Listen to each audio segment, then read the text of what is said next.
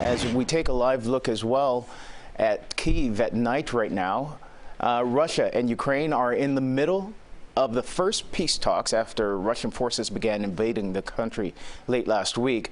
A new video this afternoon from Poland, where thousands of refugees have arrived after being able to escape the fighting that was taking place back home in Ukraine.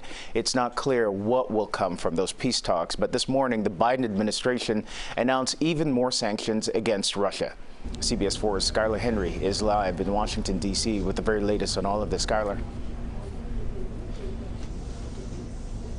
Hey, Ken, it's good to see you. Well, according to the Treasury Department, the decision to increase those sanctions effectively immobilizes Russian-based assets being held in the U.S. in their central bank. This goes to limit what President Putin and those in his inner circle have available in their stockpile, if you will, their war chest, financially speaking, in terms of furthering their moves into Ukraine. Meanwhile, on the ground, you mentioned those peace talks between Ukraine and Russia.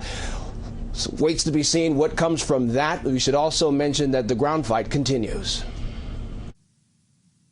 Ukrainian and Russian delegations met on Ukraine's border with Belarus Monday, the first direct talk since Russia's invasion began. The war on the ground continues. Ukraine's military says Russian forces have slowed their offensive after suffering heavy losses. Russia continues its assault on Ukraine's largest cities of Kyiv and Kharkiv.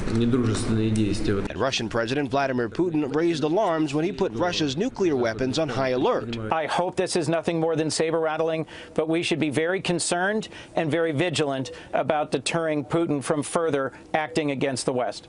The U.S. and its allies have responded to Russia's attack with sanctions, attempting to isolate and weaken Russia's economy. This weekend, the U.S. and allies kicked most Russian banks out of SWIFT, an international bank messaging system that makes global transactions easier.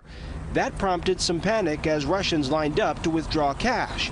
The value of Russian rubles are plummeting, and Russia's central bank responded by doubling key interest rates to 20%.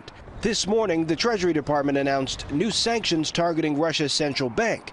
The move blocks it from doing transactions in U.S. dollars.